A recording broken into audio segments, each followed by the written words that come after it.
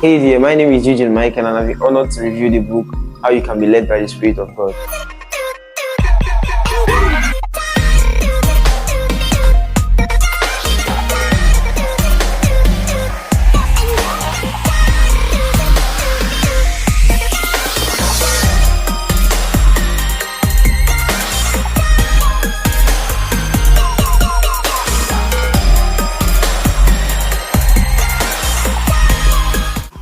Have you ever asked yourself, was that me or was that God? If so, this book is for you, How You Can Be Led by the Spirit of God. This book is written by Kenneth Hagin, an all-time Christian leader. He said, it has never been more important to be able to know the leading of the Spirit of God than it is today. With many voices, the voice of the world, the voice of the flesh, the voice of the enemy competing for our attention, it is imperative that we tune in to the leading of the Spirit of God. How can you be led by the Spirit of God? God teaches you how to focus on the Spirit, leading every area of your life. This book answers questions like, how do I train my spirit to be in tune with God? How do I train my spirit to be in tune with God? Can I trust my hunches or inward intuitions? How much weight can I give personal prophecies? How much weight can I give personal prophecies? Can I ask for a sign? Can I ask God for a sign? To get answers to this, let's take a stroll into the book, How Can I Be Led by the Spirit of God? Let's see what the book has to say.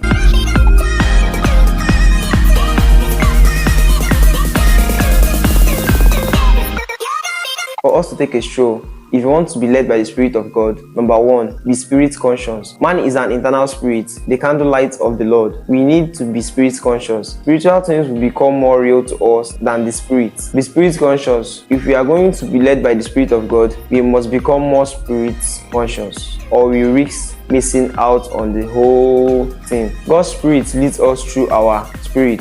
Maybe you might want to think like this, or better still say it like this: I am a spirit being, I have a soul, and I live in a body. The next way of how you can be led by the Spirit of God, he said, number two, present your body. Now you are spirit conscious. The next step is to bring your body to becoming the errand boy or errand girl of the Spirit. You have to let the Spirit on inside of us dominate, because with the Spirit, we can control the body and do something with our bodies for the Spirit of God. The next way of how you can be led by the Spirit of God, he said, number three, let God inside. In 2 Corinthians 6 verse 16, he said, for you are the temple of the living God. As God, he said, I will dwell in them and walk in them. I will be their God and they will be my people. And in other instances, we see Jesus say, I stand at the door of your heart and knock. If you hear and open, he will come in and eat with you. Maybe you might want to ask, is the Spirit of God living in my body? In a sense, yes, but not exactly the way we might think. The only reason your body becomes the temple of the Spirit of God is because your body is the temple of your own spirit.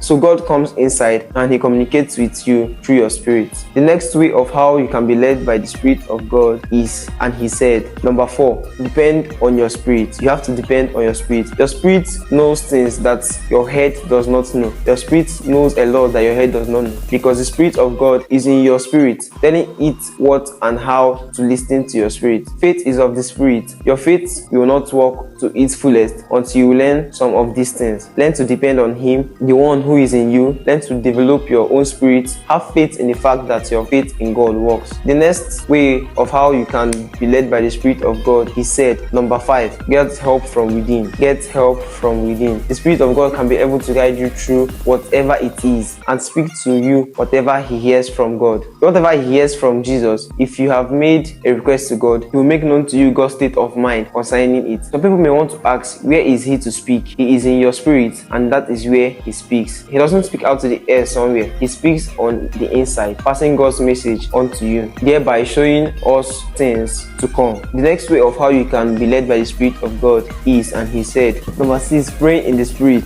One of the greatest spiritual exercises there is to pray in tongues every single day. Then your spirit will be in direct contact with the Father of the Spirit. When you pray pray in tongues, it is your spirit praying. The Spirit of God gives utterances, but it is the Spirit praying. This is the reason that it means when you pray in tongues, your mind grows quiet because you are praying out of your mind. And once your mind is quiet, you become more conscious of your own spirit and of spirit things. Get out of the sense realm, get out of the flesh realm, get out of human reasoning realm, get over into the faith realm and into the spirit realm. Faith is of the spirit, and that is where great things happen. Pray in the spirit. Always pray in the spirit. Here is how you can be led by the Spirit of God. If you find this video helpful, please hit the subscribe button below the screen for more videos. Thank you.